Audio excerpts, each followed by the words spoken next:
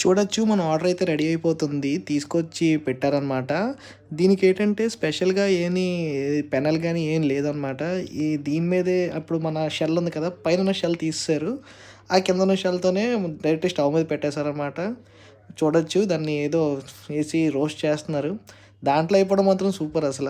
అంటే వేరే penal use చేయకుండా దాంట్లోనే కుక్ చేసేసి ఆహ్, ఇచ్చేస్తారనమాట. చూడొచ్చిక్కడ.